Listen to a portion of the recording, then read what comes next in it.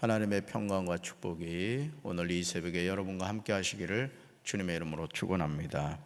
오늘 창세기 27장 1절부터 46절까지 말씀으로 마음껏 축복하게 하라, 마음껏 축복하게 하라, 이런 제목으로 말씀의 은혜를 나누고자 합니다. 가지 많은 나무에 바람 잘 날 없다는 말이 있습니다. 이삭의 가정에 쌍둥이 형제가 있었는데 어머니 리브가의 태중에 있을 때부터 다투었습니다. 에서와 야곱은 쌍둥이였음에도 전혀 다른 외모와 성품을 가지고 있었습니다. 에서는 익숙한 사냥꾼이었으므로 들사람이 되었고, 야곱은 조용한 사람이었으므로 장막에 거주했습니다.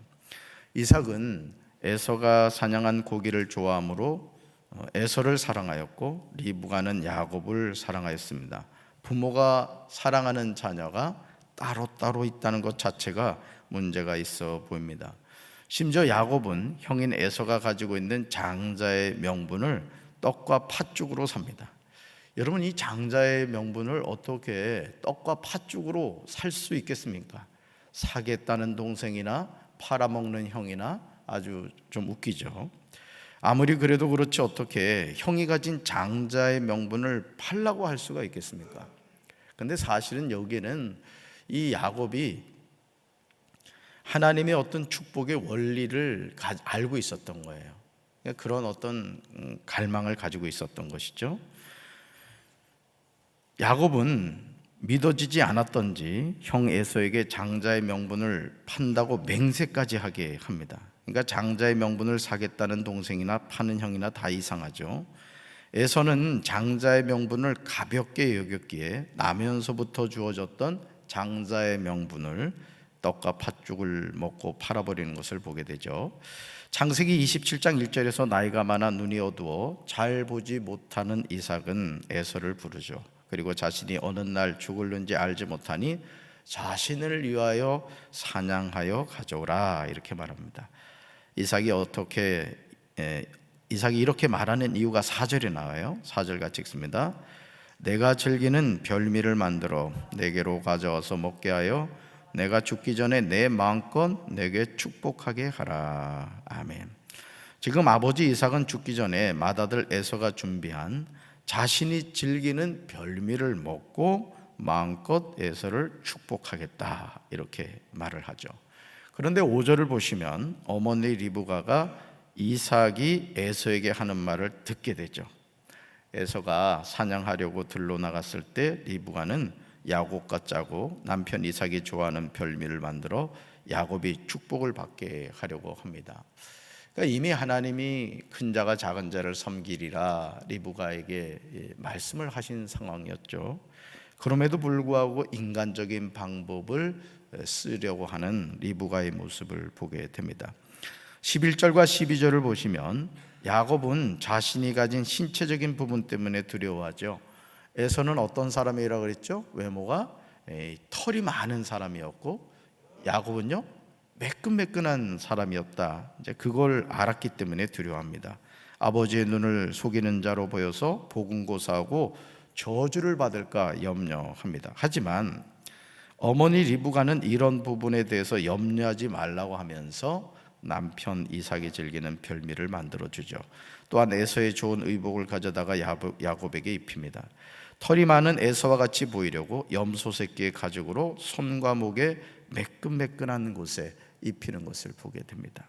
모자가 지금 완전 범죄를 꿈꾸고 있습니다. 이후부터 나오는 내용을 보시면 아버지 이삭을 교묘하게 속이는 야곱의 모습이 보입니다. 계속해서 거짓말에서 거짓말로 이어지는 것을 보게 됩니다. 사람이요, 한번 거짓말을 하면 그 거짓말을 이렇게 어떻게든 모면하려고 또 거짓말을 하게 되는 거예요. 그래서 제가 우리 전도사님들한테도 늘 당부하는 게 뭐냐면, 어떤 일을 하다가 실수를 했으면은, 또 성도들하고의 관계에서 잘못을 했으면은 그 즉시 사과를 해라. 그 사실을 정확하게 얘기하라고 합니다. 제가 내리교에서 이 부목사 생활을 할 때 한 번은 이제 어디를 가려고 했는데 전도사님이 이제 운전을 하게 된 거예요. 근데 그 차가 지하 주차장에 있었습니다. 차를 가지러 갔는데 오지를 않아요. 그 좀 시간이 걸린 이후에 와서 얘기를 하는 것이 이 차가 문제가 있다는 거야. 그러니까 알고 봤더니 이제 그 기둥이 있었거든요, 지하에. 그러니까 후진을 하다가 그때 프레지오였는데 아주 뒷부분을 갖다 그냥 기둥에다가 갖다 그냥 부딪혀 버린 거예요. 그 유리가 깨져 버렸어요. 그러면 와서 아유, 제가 운전 미숙으로 후진하다가 유리창이 깨졌습니다, 이러면 될 텐데 그거를 자신이 안 그런 것처럼 얘기했다가 나중에 이제 들통이 났어요. 결국 교회를 사임하고 말았습니다. 여러분, 오늘 하나님의 복을 받는 것도 중요하겠지만은 하나님이 말씀하셨으면 하나님이 이루어 가실 줄로 믿습니다. 리브가와 야곱의 이 하는 행위는 하나님의 언약의 말씀을 믿지 못하고 인간적인 방법을 자꾸 사용해 가는 것을 보게 됩니다. 여러분, 22절을 보시면요, 야곱은 자신의 심장이 철렁 멎을 소리를 아버지 이삭에게 듣게 되죠. 같이 읽습니다. 야곱이 그 아버지 이삭에게 가까이 가니 이삭이 만지며 이르되 음성은 야곱의 음성이나 손은 에서의 손이로다 하며. 아멘. 여러분, 이삭이 알았을까요, 몰랐을까요? 저는 알았다고 생각을 합니다. 딱 들어보면 알잖아요, 그렇죠? 23절 보시면 어머니 리브가와 둘째 아들 야곱의 완전 범죄는 성공한 듯 보이죠. 23절 같이 읽습니다. 그의 손이 형 에서의 손과 같이 털이 있으므로 분별하지 못하고 축복하였더라. 아멘. 첫째, 야곱은 발 뒤꿈치를 잡은 자라는 이름답게 떡과 팥 쪽으로 형 에서의 장자의 명분을 강탈했습니다. 둘째, 어머니 리브가와 공모하여 형 에서의 축복권을 강제로 빼앗았습니다. 이 장자의 명분과 축복권을 사모하는 이 야곱의 마음은 우리 공감하죠. 우리 누구나 이런 복 받기를 원합니다. 저는 우리 사랑하는 성도들도 이런 하나님의 복 받기를 주님의 이름으로 축원합니다. 근데 문제는 뭐예요? 하나님의 방법으로 이루어 가야 되는데 인간의 방법으로 이걸 이루어 가더라는 거죠. 그러니까 목회를 하면서도요, 보면 목회도 그렇습니다. 목회도 인본주의적인 목회를 하면 쉬운 부분이 많아요. 근데 신본주의, 하나님의 이끄심에 순종한다는 것은 갑갑하게 느껴질 때가 많아요. 여러분, 바쁠수록 기도 많이 해야 된다, 루터가 그런 말을 했습니다. 그리고 하나님의 쓰임받았던 주의 종들의 공통점이 뭐냐면 바쁠수록 더 많이 기도한다는 거예요. 여러분, 바쁘다는 건 뭐예요? 일이 많다는 얘기죠. 일이 많다는 얘기는 하나님이 도와주셔야 될 부분이 많다는 얘기거든요. 그러니까 기도를 많이 해야 되겠어요? 기도를 줄여야 되겠어요? 말해서 뭐합니까? 근데 우리는 항상 인본주의적인 선택을 하죠. 오늘 바쁘기 때문에 30분 기도했는데 5분만 기도하겠다는 거예요. 이건 죽으려고 작정하는 겁니다, 사실은. 저는 우리 사랑하는 성도 여러분들이 바쁠수록 더 많이 기도하시길 주님의 이름으로 축원합니다.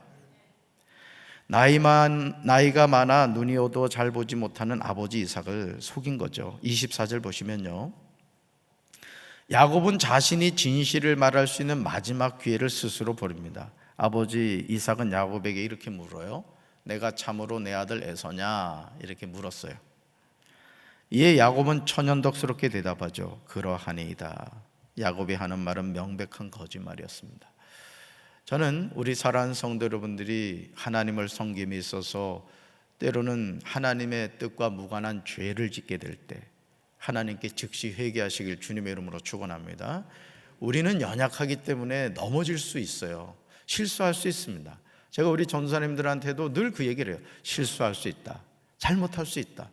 그렇지만 그것을 덮기 위해서 순간적으로 거짓말하지 말아라, 그 얘기를 늘 합니다. 우리가 하나님과의 관계에 있어서 마찬가지입니다. 하나님이 가장 기뻐한 게 뭐냐면은 자신의 잘못을 회개하고 돌이키는 거예요. 여러분, 가룟 유다가 질이 나쁩니까? 베드로가 질이 나쁩니까? 가룟 유다는 팔아먹긴 했지만 그 돈 쓰지도 않았어요, 사실은. 근데 베드로 보세요.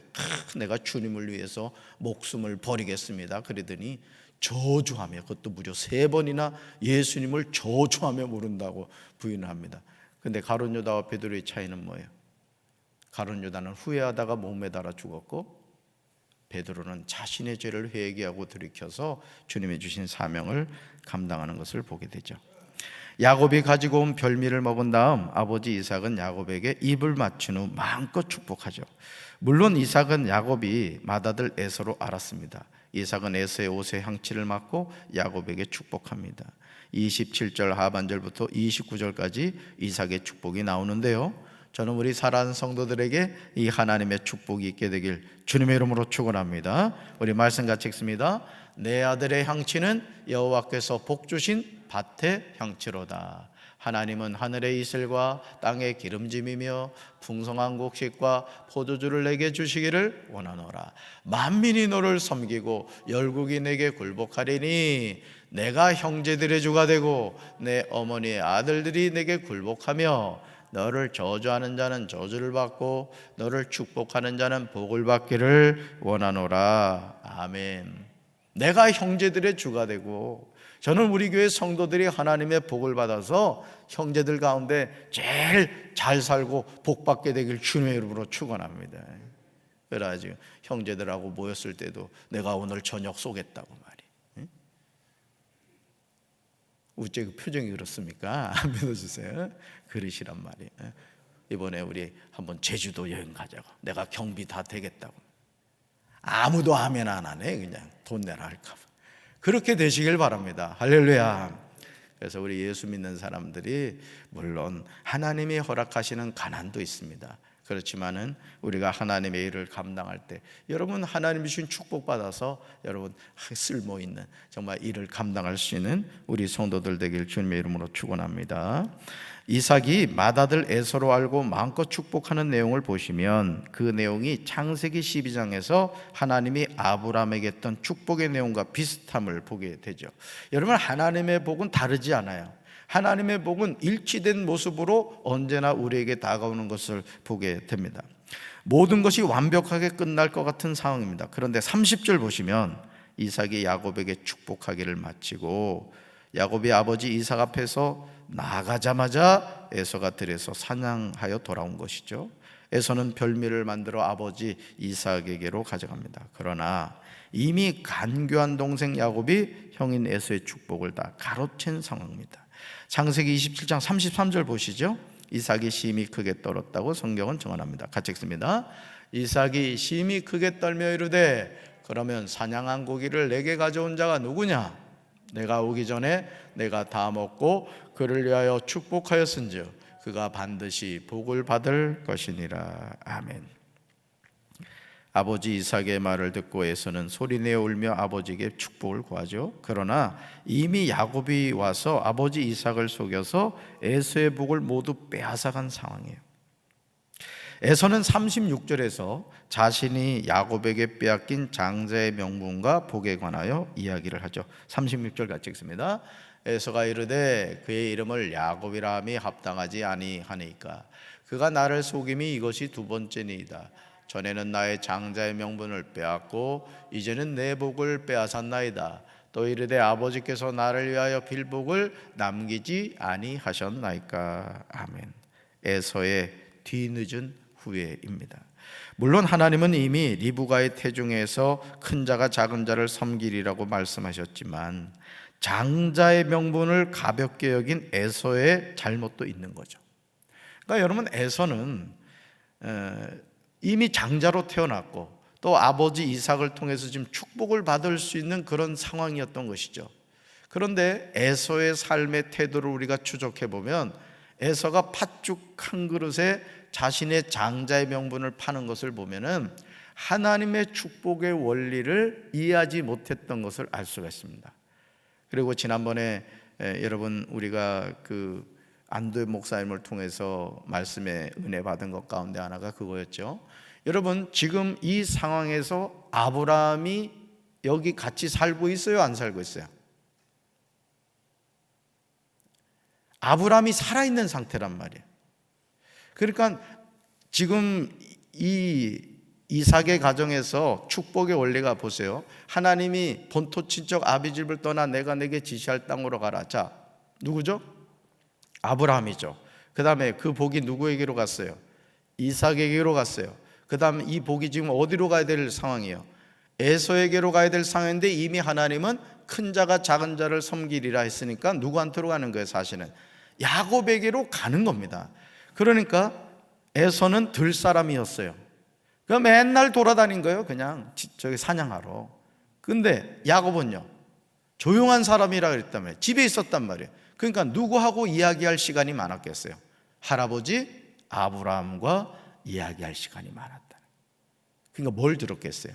아브라함을 통하여 이제 야곱은 그 얘기를 들은 거죠. 하나님이 나를 이렇게 불러서 이렇게 복의 사람이 되게 했다. 그러니 너도 여호와 하나님을 잘 경외하며 살아야 된다. 그런 이야기를 듣지 않았겠습니까? 여러분, 오늘 우리 할아버지 할머니들도 정신 차려야 돼요. 손주 손녀들 왔을 때 호랑이 담배 피던 얘기하니까 애들이 담배를 잘 피는 거예요. 그러니까 뭔 얘기를 해야 돼요? 하나님의 말씀을 얘기를 해야 돼요. 이 할아버지가 하나님을 이렇게 만났단다. 우리 아무개도 하나님 만나야 돼. 할머니가 이렇게 하나님 만났어. 너도 하나님 만나야 축복받는 인생이 되는 거야. 교회 잘 다니고 이렇게 얘기를 해야 되는 거예요. 아멘. 영화 얘기나 하고 드라마 얘기나 하고 할아버지 가라사대 내 인생을 살아보니까 인생은 이렇게 사는 걸 개똥처럼 얘기하지 마시고 하나님의 말씀 얘기하셔서 여러분의 자녀들 후손들이 복받게 되길 주님의 이름으로 축원합니다. 지금 저와 여러분은 하나님이 주신 장자의 명분을 소중하게 여기고 있습니까? 여러분, 이 장자의 명분이라는 것은 영적으로 보면은 예수 그리스도를 통해 주어지기 때문에 믿는 자에게 주시는 하나님의 축복인 줄로 믿습니다. 하나님이 주신 복을 받고 계십니까? 에서가 뒤늦게 아버지 이삭에게 내 아버지여 내게 축복하소서 내게도 그리하소서라고 소리를 높여 울었지만 전혀 소용이 없었어요. 여러분, 하나님이 주신 복을 받는 기회가 있습니다. 아멘. 그러니까 여러분이 여러분의 인생 여정에서 하나님께 쓰임 받는 때가 있다는 거예요. 이 교회를 건축하면서도 아마 여기 있는 성물 가운데 여러분의 가정이 헌신한 성물이 있을 수 있을 겁니다. 이 교회가 98년도에 지어졌단 말이에요. 그 오랜 시간 주님의 몸된 성전에서 여러분이 봉헌한 어떤 성물이 쓰임 받고 있다 생각합니다. 감사해요, 감사하지 않아요? 너무너무 감사하죠. 물론 가장 중요한 것은 그 성물이 지금 이 자리에 있느냐 없느냐보다 하나님께 드려졌다는 게 그게 감사한 일이죠. 아멘. 그러니까 여러분, 항상 우리는 기회를 선용할 줄 알아야 돼요. 내가 진짜 은혜 받을 때 은혜 받아야 되는 거고요. 헌신할 수 있을 때 헌신해야 됩니다. 여러분, 가까운 요양원에 가서 한번 물어보세요. 신앙생활 열심히 하신 분한테 제일 후회되는 게 뭡니까? 물으면 아마 100% 그럴걸요. 내가 힘 있을 때 주님을 위해서 좀 더 일해야 되는데 이렇게 침대에 누워서 지내다 보니까 그게 후회된다고 그럴 거예요. 밥 먹고 집에서 그냥 텔레비만 보지 마시고 무시로 교회 오셔서 빗자루 가지고 먼지라도 좀 쓸고 말이죠. 교회를 자꾸 이렇게 좀 돌보세요. 우리 요 아름이 왔습니다마는 어젠가 토요일날 청소를 하는 거예요. 우리 아름이가. 그 내가 칭찬을 해줬습니다. 우리 사랑하는 성도 여러분들이 하나님이 주신 축복받기만을 소원하지 말고 축복받을 삶을 사시기를 주님의 이름으로 축원합니다. 아버지 이삭은 39절과 40절에서 맏아들 에서를 향한 예언을 합니다. 평안해야 할 가정이 이제는 원수가 된 것이죠. 41절 보시면 그 내용이 나와요. 같이 읽습니다. 그의 아버지가 야곱에게 축복한 그 축복으로 말미암아 에서가 야곱을 미워하여 심중에 이르기를 아버지가 곡할 때가 가까웠은즉 내가 내 아우 야곱을 죽이리라 하였더니. 아멘. 에서가 야곱을 미워했다는 거예요. 근데 사실은 또 이 내용에서 우리가 알아야 될 것이 빛과 어둠이 나누어지듯이 사실은 성경에서는 항상 이 족보를 보면요, 가인의 족보가 있고 셋의 족보가 있습니다. 그러니까 하나님을 경외하는 믿음의 가계가 있는가 하면 하나님을 부인하는 가계가 있다는 거예요. 그러니까 이 두 세력은 같이 갈 수 없는 거예요. 안타깝지만 그렇습니다. 그래서 저는 우리 사랑하는 성도 여러분의 가정이 인가기도 되길 주님의 이름으로 축원합니다. 형제 자매 사이에서도 모이면 예배드리고 그래야 된다. 어제 제가 그 이령 교수, 그 아드님이 교수더라고요. 아드님이. 그런데 거기서 인상적으로 봤던 게 뭐냐면은 그 아버지가 돌아가시기 전에 예배를 드렸다는 거예요. 예배를. 이제 임종 예배가 된 거죠. 아주 평안하게 이렇게 돌아가셨더라고요. 여러분, 우리가 하나님을 섬기며 살아갈 때 하나님이 우리와 늘 함께 하시는 줄로 믿습니다. 맏아들 에서의 이 말을 어머니 리브가가 듣게 되죠. 야곱에게 일어나 하란으로 가서 자신의 오라버니 라반에게 피신하라고 이야기합니다. 자, 보세요. 하나님이 큰 자가 작은 자를 섬기리라 분명히 말씀하셨어요. 그러면 하나님이 그 일을 이루어 가실까요? 안 이루어 가실까요? 분명히 이루어 가실 것입니다. 그런데 리브가와 야곱이 공모해서 인간적인 방법의 술수를 쓰다 보니 결국은 어떻게 돼요? 장자의 고난과 축복권을 받았는지는 모르지만 결국 그때부터 생이별을 하게 되는 거예요. 리브가와 야곱은 떨어져서 살게 돼요. 저는 우리 사랑하는 성도 여러분들이 하나님의 복 받게 되길 주님의 이름으로 축원합니다. 근데 그 복이 인간적인 술수나 방법에 의한 것이 아니라 하나님의 방법에 의해서 여러분의 가문과 삶에 복이 임하게 되길 주님의 이름으로 축원합니다. 야고보서 1장 15절 말씀이에요. 같이 읽습니다. 욕심이 잉태한즉 죄를 낳고 죄가 장성한즉 사망을 낳느니라. 아멘. 하나님이 주시는 복을 받으시되 그 복이 인본주의적인 방법이 아니라 신본주의 하나님의 방법에 의해서 요동하지 않고 여러분의 평안하게 그 하나님의 축복을 누리는 삶을 살게 되시기를 주님의 이름으로 축원합니다. 가슴에 손을 얹겠습니다. 하나님 아버지, 리브가의 태중에 쌍둥이 에서와 야곱이 있을 때 하나님은 이미 리브가에게 큰 자가 작은 자를 섬기리라고 말씀하셨습니다. 그러면 인간적인 술수를 쓰지 않았더라도 하나님은 분명히 야곱을 통하여 하나님의 축복을 이어가게 했을 것입니다.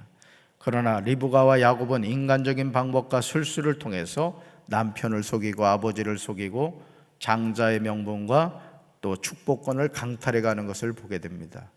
결국 복은 받게 되었는지 모르지만 그때부터 리브가와 야곱은 생이별을 해야 했습니다. 오늘 우리가 이 땅을 살면서 얕은 머리로 하나님 앞에서 인간적인 술수로 복을 받겠다고 몸부림치고 있지는 않습니까? 주여, 저희들 불쌍히 여겨주셔서 하나님 앞에 늘 붙어있는 삶을 살게 도와주시고, 못 하나 그냥 있을 땐 아무 의미가 없지만 망치를 통하여 벽에 박힐 때 그 튼튼한 못이 되는 것처럼 언제나 살아계신 하나님에게 붙어있는 인생이 될 수 있도록 주여 도와주시옵소서. 오늘도 말씀 아래서 승리하는 하루가 되게 도와주시고, 하나님 오늘 이삭이 야곱에게 복을 빌어준 그 축복이 우리 사랑하는 성도들의 삶에 열매 맺어지게 하여 주시옵소서. 예수님의 이름으로 간절히 축복하며 기도합니다. 아멘.